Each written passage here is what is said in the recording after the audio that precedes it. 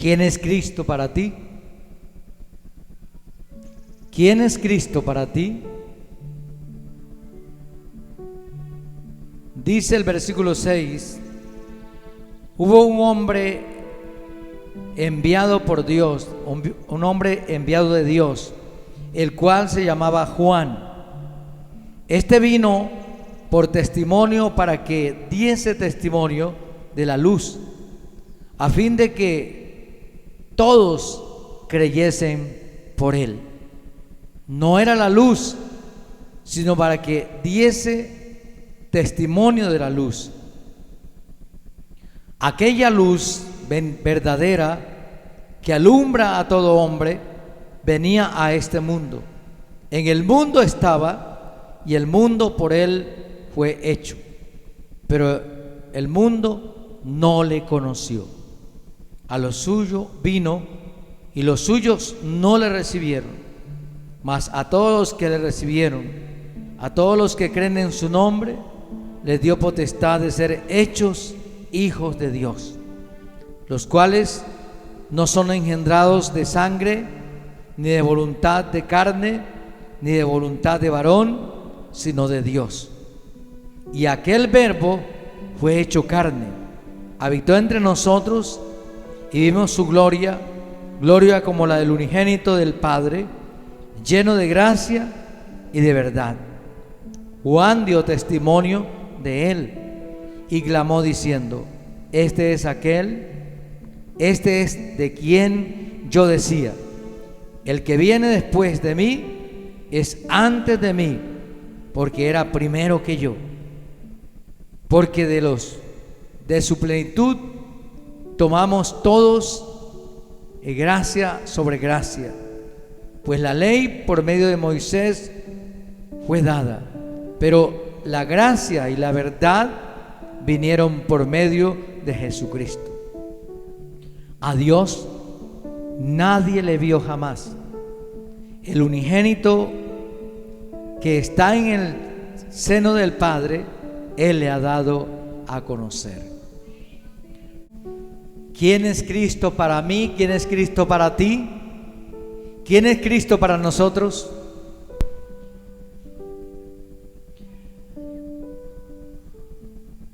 La semana pasada vimos que Dios cumple el propósito. Lo que inició, Él lo va a concluir. ¿Cierto que sí?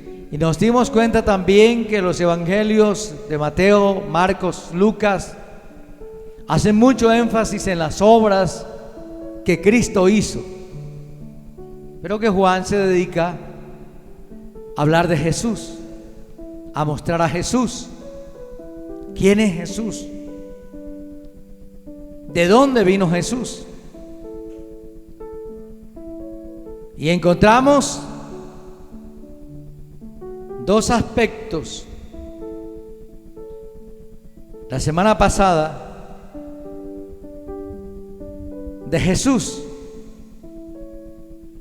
como el Cristo eterno, que es desde el principio, y el principio es antes de la creación, porque el principio es la eternidad en Dios.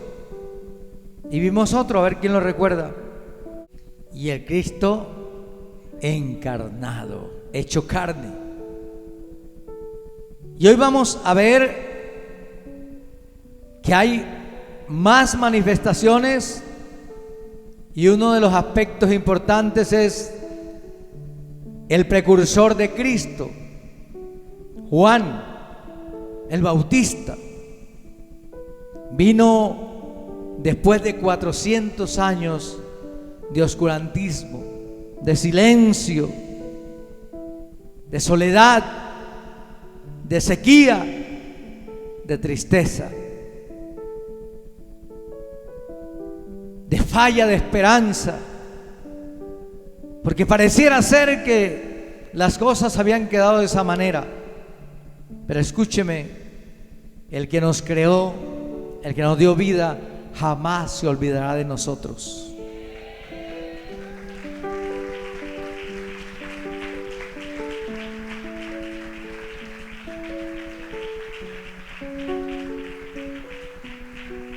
Se olvidará la madre de su hijo. Se olvidará cualquier cosa de lo que le rodea. Pero el Dios que nos formó y que nos dio vida jamás se olvidará de nosotros. Él es nuestro Dios.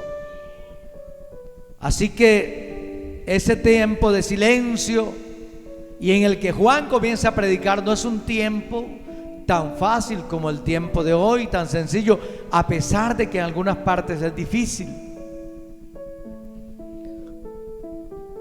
Porque Juan comienza a predicar contra viento y marea, contra un pueblo desilusionado, a un pueblo desorientado, a un pueblo alimentado por los engaños de las constituciones, de los sistemas, de las organizaciones, de los planteamientos humanos. Y es difícil para Juan, pero es más difícil para Jesús. Porque el panorama que recibe o que está proyectado para recibir a Jesús es inhóspito, es rebelde, es denigrante, es difícil, es parecido al tiempo de hoy. Estamos esperando a Jesús, estamos esperando el rapto de la iglesia. Pero ¿cómo está el mundo esperando el rapto de la iglesia? Gran parte de la misma iglesia se ha ido en pos de dioses ajenos, ha apostatado, ha olvidado la verdad, y estamos en un tiempo hostil también, como si Cristo no viniera, pero Cristo viene pronto. Alabado sea Dios.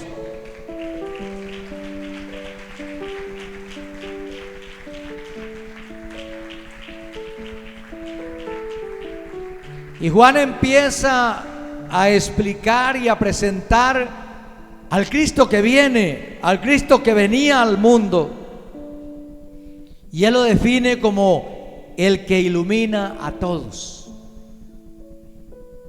Juan dice: el Cristo que yo predico es el Cristo que viene a iluminar a todos. Y imagínense más bien qué pensaría la gente bajo el Imperio Romano, los israelitas. ¿Ya para qué? Si ya nosotros nos acomodamos al sistema, ya nosotros hicimos pacto con el sistema, ya nos toleran igual que nosotros, ya nos toleran.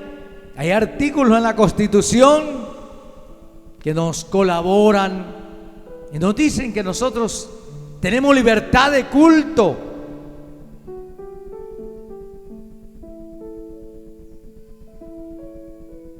Pero Juan sigue insistiendo: Él es la luz verdadera, Él es la luz que ilumina el alma, Él es la luz que consuela al que está en oscuridad, es la luz que viene y disipa las tinieblas y le da claridad para que el hombre y la mujer, el niño y el joven, el anciano caminen por el camino que deben caminar y no se pierdan ni tropiecen, sino que anden en la rectitud del Dios Todopoderoso.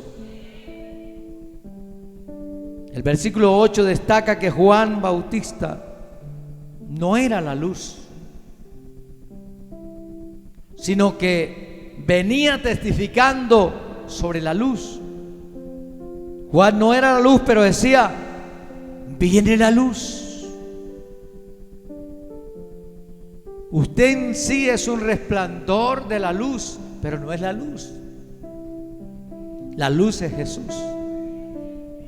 Jesús es el Salvador, Jesús es el Señor, Jesús es el que da vida al que está en tinieblas, Jesús es el que sana el que restaura, el que liberta, el que trae vida y vida en abundancia.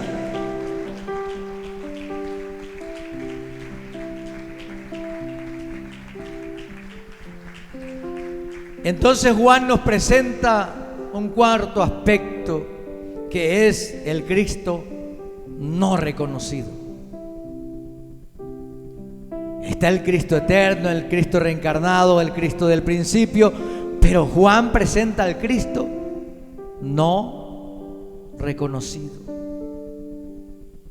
Juan escribió que Jesús venía al mundo, el Dios, el Salvador, el Yo Soy, enviaba a su unigénito para remover las culpas de todos, para que creyéramos en Él.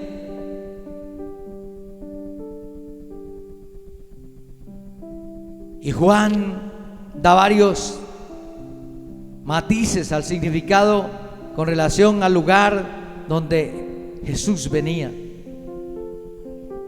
O sea, Él viene al universo físico, Él viene a la humanidad en general para que sea salva. Pero también hay una oscuridad, porque Él está anunciando la luz. Si Él anuncia la luz, es porque el mundo está en oscuridad. Es porque hay muchas vidas que no pueden ver más allá de lo que les dicen que es. Eso es lo que Juan está proclamando, está diciendo: la luz viene porque el mundo cayó en tinieblas.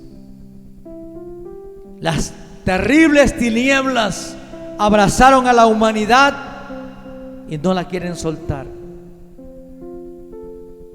Pero eso también nos dice que Juan está prediciendo qué mundo espiritual estaba esperando a Jesús.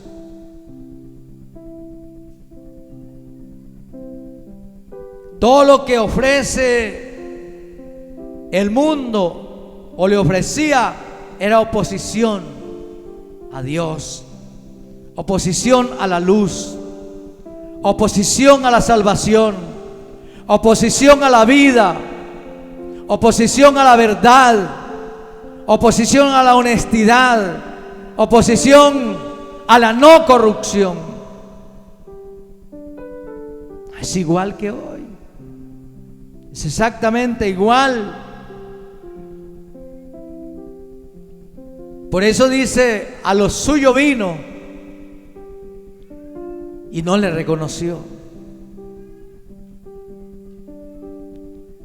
Esperanzados estaban los que habían predicado, contentos predicaron los que trajeron las buenas nuevas, como Isaías, Jeremías, Abdías, Miqueas, Jonás, Habacuc. Trajeron buenas nuevas al pueblo, esperanzados en cuando viniera el Maestro, el Mesías, el Señor, el Kyrios, el Salvador, encontrara fe. Pero lo que encontró fue oscuridad, oposición. La multitud de conceptos, la multitud de pensamientos, la multitud de filosofía se fue en contra de Jesús. Por eso no le reconocieron, por eso no le recibieron. Pero luego predice hacia el futuro: mas a los que le recibieron, a los que creen en su nombre, le dio potestad de ser hechos hijos de Dios. Bendito sea Dios.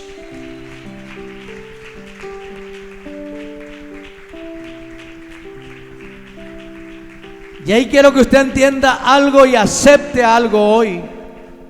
A usted no lo convenció el predicador, el profeta, el salmista, el cantante, el músico. A usted le dio el privilegio el Dios de los cielos, que abriera su corazón y naciera de nuevo, bendito sea Dios, para ser salvo, Porque muchos creyendo y queriendo no pudieron nacer de nuevo. Pero Dios a usted y a mí nos abrió la puerta. Nos dijo: entren. Nos estaba esperando. Porque no somos engendrados de voluntad de hombre o por pasión de hombre. Por eso digo, no fue el predicador, no fue el profeta, no fue el evangelista, no fue el músico, no fue el cantante. Porque dicen, no son engendrados de voluntad de varón, de hombre, sino por voluntad de Dios. Dios es el que toca a la puerta, al que llama a la puerta, y el que le abre, Él entra a su vida y le da una nueva creación, una nueva criatura lo hace, una nueva vida con esperanzas diferentes. Ya no espera que este mundo reciba o restaure todas las condiciones que tuvo al principio, sino que se restaure la condición del hombre en el principio, como en el principio cuando Dios quiso organizar la humanidad para que viviera en plenitud de alegría y de gozo, cuando bajó la Shekinah y estuvo con Dios. Así Dios quiere que en este tiempo todos entendamos que necesitamos vivir en la presencia de Dios. Jesús venía a estos ambientes. Entonces nos da a entender que en quinto lugar Él es el Cristo eterno. Porque Juan dice, Él es primero que yo. Este es de quien dije que venía después de mí.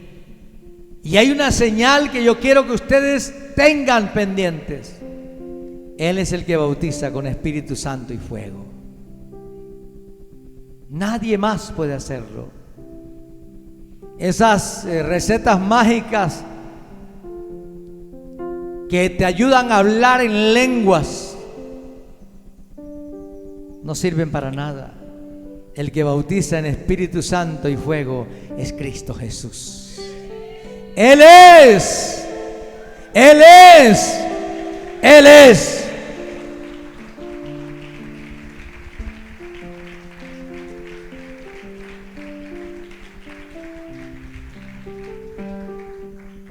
En Juan 10:25 Jesús les dijo: ya se lo he dicho y ustedes no creen, pero las obras que yo hago en nombre de mi Padre son las que dan testimonio de mí.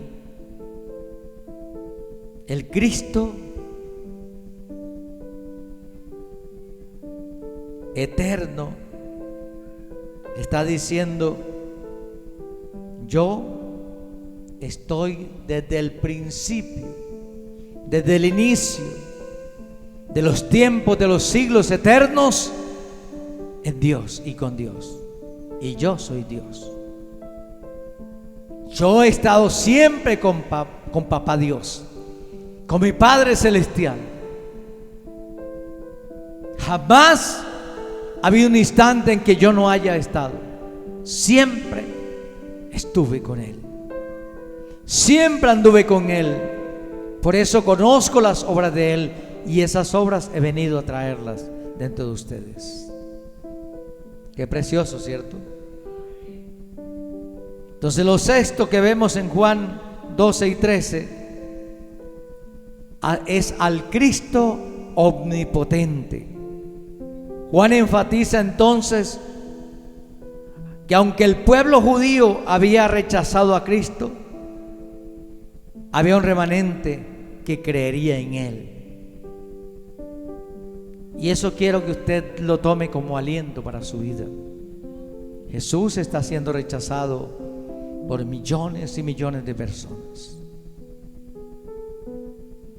Hay imperios enteros donde hay 14,000, 13,000, 17,000 habitantes, y le dicen no a Jesús.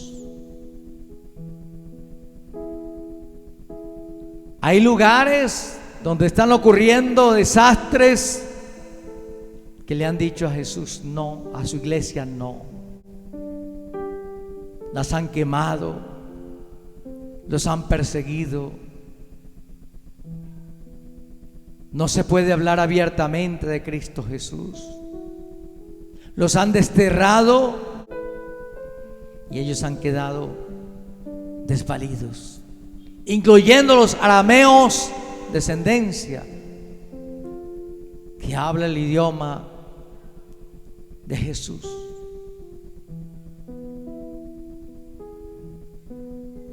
Pero Jesús sigue siendo omnipotente. Jesús sigue siendo el poderoso. Jesús sigue siendo el Rey. Bendito sea su nombre. Y hay un remanente que creerá siempre donde quiera que esté. A él no le interesa lo que el mundo le interesa. Al mundo le interesa la fama, le interesa el qué dirán, le interesa la fisonomía de todos. Pero a estos les interesa que Jesús es el Rey, que Jesús es el Señor, que Jesús es el Salvador. Con eso basta y sobra.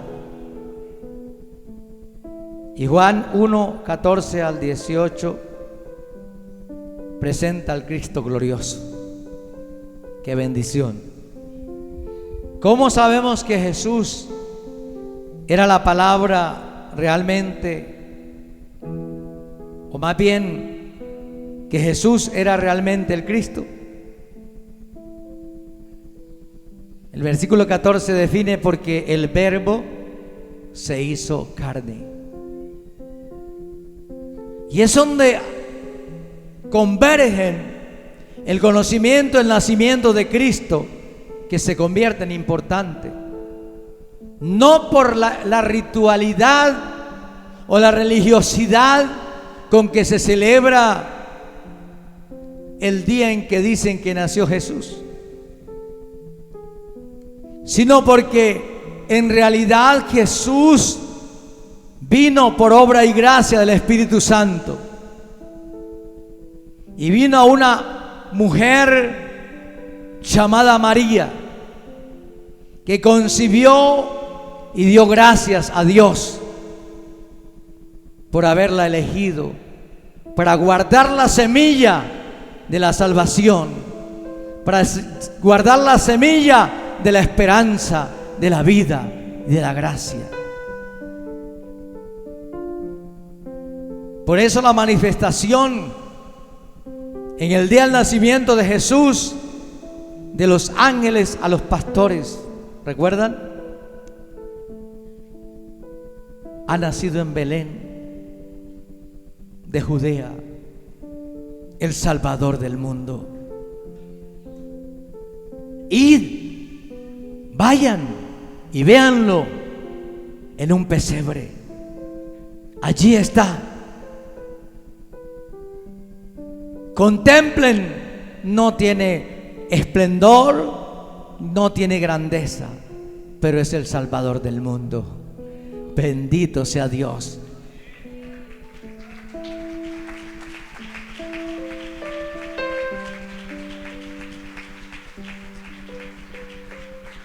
No lo vean como lo ve el mundo. No lo vean como ven a César o como ven a Herodes.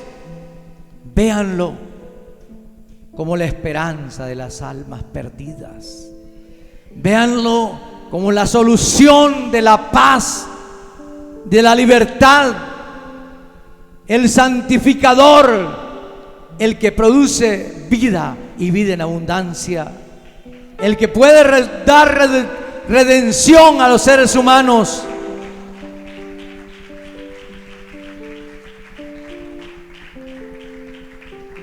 Y esa relevancia da sus frutos yendo lejos, al oriente, donde hay unos personajes estudiosos que dicen: hemos visto una nueva estrella y nos guía hacia Jerusalén.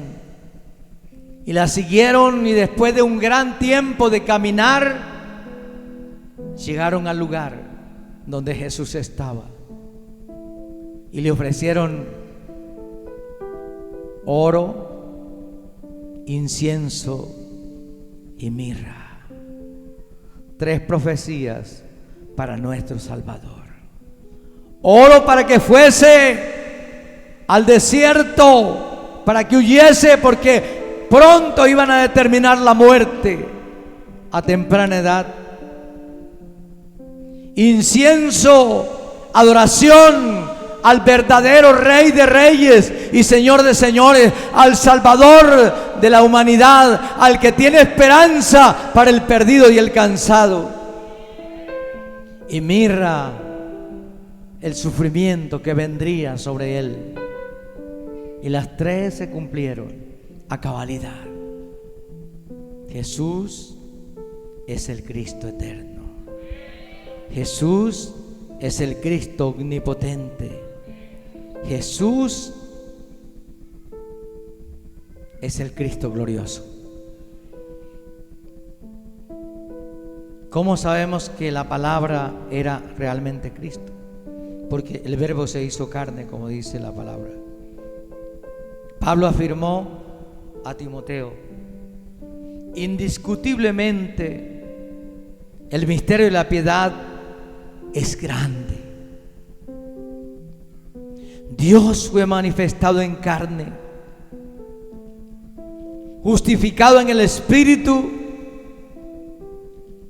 visto de los ángeles, predicado a las naciones, creído en el mundo, recibido arriba en gloria. Bendito sea su nombre.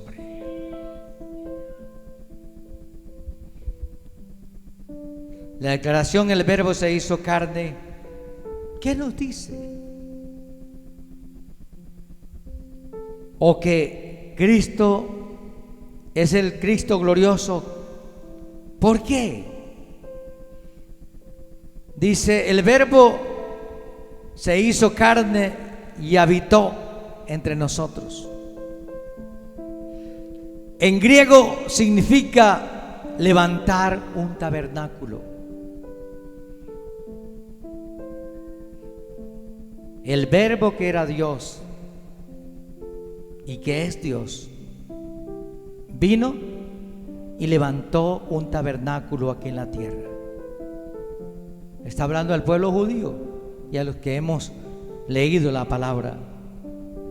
Significa que Jesús vino como el tabernáculo de reunión, como el lugar céntrico de adoración del pueblo judío. Vino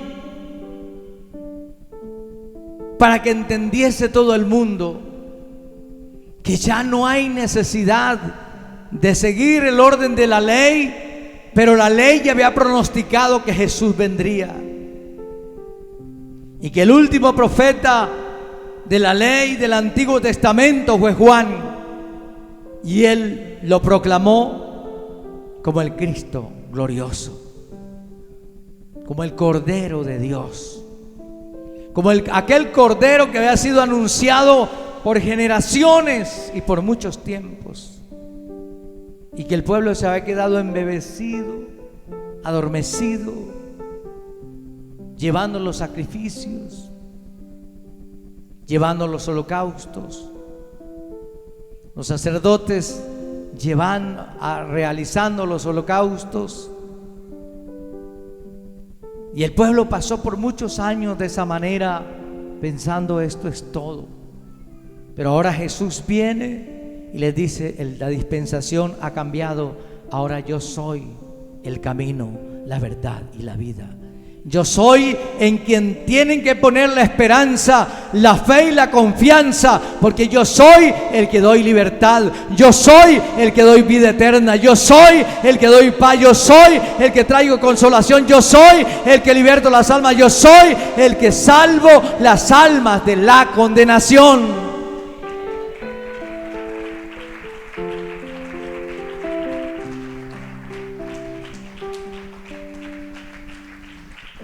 Jesús vino como en el Antiguo Testamento. La presencia Shekinah de Dios llenó toda la estructura.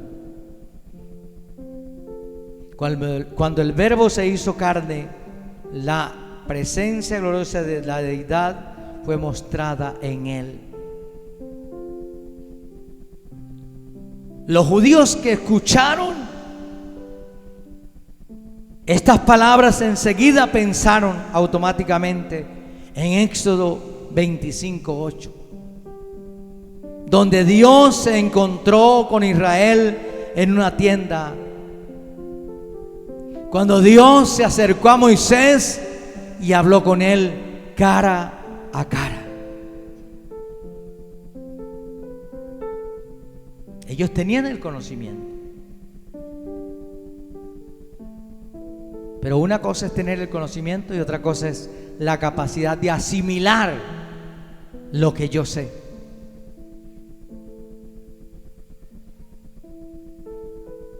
Por ejemplo, muchos saben que todos tenemos que morir. Amén.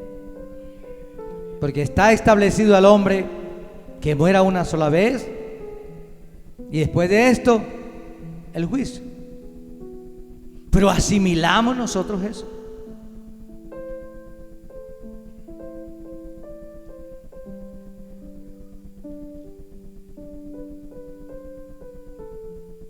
Cuando la vemos cerca, casi que huimos. Cuando alguien se va delante de nosotros, quisiéramos irnos con ellos. Pero la Biblia ya nos dijo que el tiempo vendrá en que a alguno de nosotros se le termine el tiempo y tiene que irse, tiene que desaparecer, tiene que marcharse. Entonces, una cosa es tener el conocimiento como los judíos. Sabían que Dios se había presentado cara a cara al pueblo de Israel, a Moisés, y que había estado con el pueblo de Israel camino al desierto por 40 años. Eso lo sabían ellos. Eso lo sabemos nosotros. Pero asimilar que Él viniera a estar con ellos, que la palabra se volviera carne y habitara entre el pueblo y les hablara directamente Dios a ellos. No. Eso no, eso es imposible. Dijeron, demonio tiene. Al muchacho que sanó le dijeron, ¿dónde está el que te sanó? Él dijo, yo estaba tan emocionado que no me di cuenta de quién me ha sanado. Y después lo encontró a la vera del camino y le dijo, vete y no peques más para que no te suceda algo peor. Y entonces fue y gritó y dijo, ya sé quién es Jesús, el Nazareno.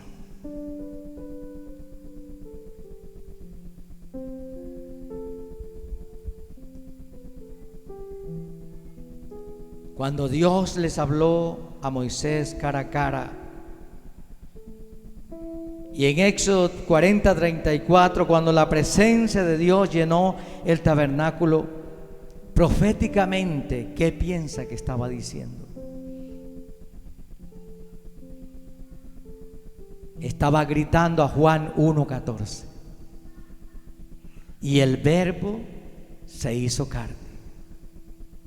Y vieron su gloria, y van a ver su gloria como la del unigénito Hijo del Padre, lleno de gracia y de verdad. Porque la ley fue por Moisés, pero la gracia vino por Jesús. Pero ni siquiera vemos las consternaciones que hay, vemos las guerras, los terremotos, 20 y tantos mil de personas muertas, miles y miles de damnificados. Y decimos, bueno, a nosotros algún día no nos llega. Estamos todos en el mismo riesgo. ¿Sabe cuál es la diferencia? Que todavía en Colombia queda un remanente que adora al Dios de la gloria, que ama al Dios de la gloria, que bendice al Dios de la gloria, que cree en el Dios de la gloria, que santifica, que enaltece al Dios de la gloria.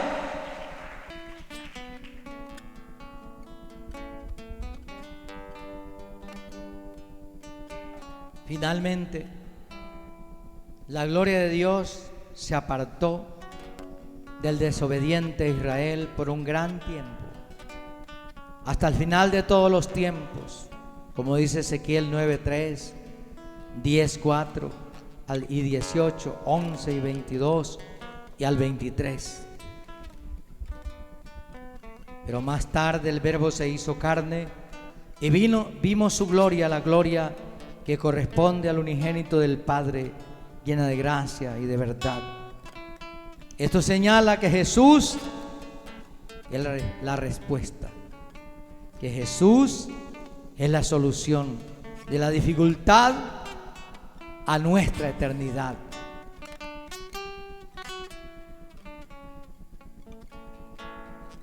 Con Dios o sin Dios. ¿Qué hay que hacer? Poner toda nuestra fe en Él. Pero escúcheme, tenga en cuenta esto, por favor, téngalo en cuenta. Tú pones tu fe, ¿cierto? Porque es por fe y por gracia. Pero ¿cómo sé yo que la fe que yo puse en Él es genuina? O en otras palabras, ¿me va a salvar? Que el Cristo de la gloria me va a salvar. ¿Cómo hago para saber? Porque hay muchos que dicen que creen en Dios y creen en Jesús. Los demonios creen y tiemblan, pero son demonios, siguen siendo demonios. ¿Cómo estar seguros? Mire, el paso primero es poner nuestra fe en Cristo Jesús, ¿cierto? Y luego de eso usted se va a dar cuenta que ha nacido de nuevo. Y que usted en su alma, en su espíritu, siente esperanza del Dios de los cielos.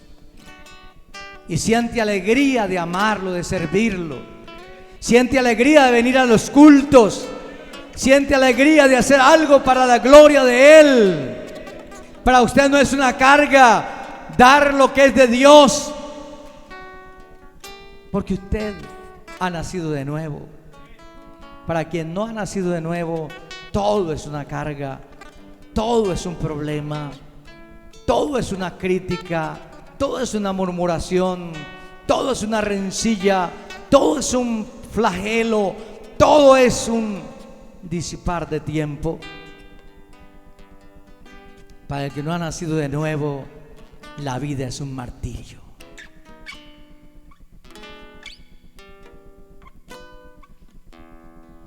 Pero para el que ha nacido de nuevo, la vida, a pesar de que sea debajo de un palo, de un árbol, la vida tiene sentido.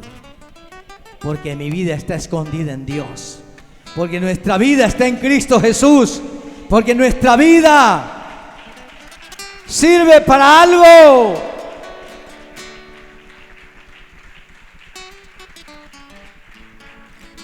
Nuestra vida no está para abonar la tierra. Nuestra vida está para abonar las almas y decirles que hay alternativa todavía, que hay solución todavía. ¿Por qué?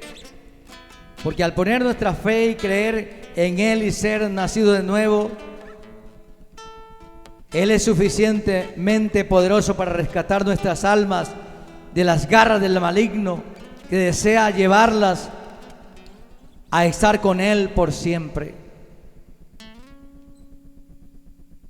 El enemigo quiere llevarse todas las personas para llevarlas a condenación y luego para enrostrarle a Dios que no fue capaz de salvar a nadie.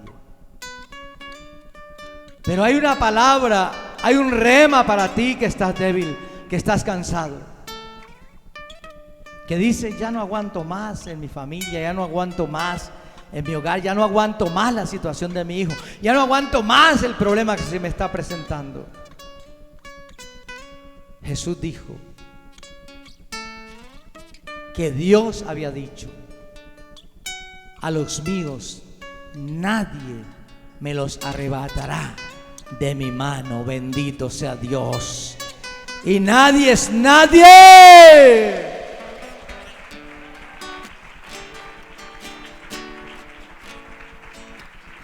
Nadie podrá alejarte, ni hambre, ni dificultad, ni pestilencia, ni persecuciones, ni muertes, sino que para nosotros el vivir es Cristo y el morir es ganancia. Bendito sea Dios para siempre, porque Él quiere que estén por siempre con Él. ¿Para qué? Para que por siempre la persona que se va sin Cristo Jesús estará siempre con el enemigo en agonía, en sufrimiento, en castigo, en dolor, sin Dios y sin reposo, sin nada, absolutamente nada de ayuda, sin esperanza. Es una eternidad de oscuridad, sin luz ninguna. Todo el tiempo será una oscuridad. Aparte del fuego, el olor al azufre y los gusanos que nunca mueren, la risa de Lucifer, Jehová lo reprenda en el nombre de Jesús, los abrazos de Judas, los besos de Judas, el resto será oscuridad y tormento. Gusanos, olor a azufre, una llama que jamás se apagará y una tristeza que jamás se terminará. Pues las plegarias, las letanías, las súplicas y las oraciones allí nunca serán reconocidas, nunca serán escuchadas. Es hoy que tienes vida. Es hoy que tienes la oportunidad de creer en Cristo Jesús, que puedes sellar el pacto de amistad con Dios y donde quiera que estés, Dios te escuchará. Porque si desde el desierto lo buscares, Él lo hallarás. De donde estés, clamares a Él, Él te responderá. Dice el salmista: clamé yo a Él en mi angustia y Él libró mi alma del Seol. Bendito sea Dios. Entonces, ¿qué es mejor? Creer en el Cristo glorioso, en el Cristo victorioso, en el Cristo del principio, en el Cristo eterno, en el Cristo encarnado, en el Cristo que es la presencia misma de Dios con nosotros, o permanecer en el descuido, en la desazón, en el olvido y dejarnos arrastrar por el enemigo.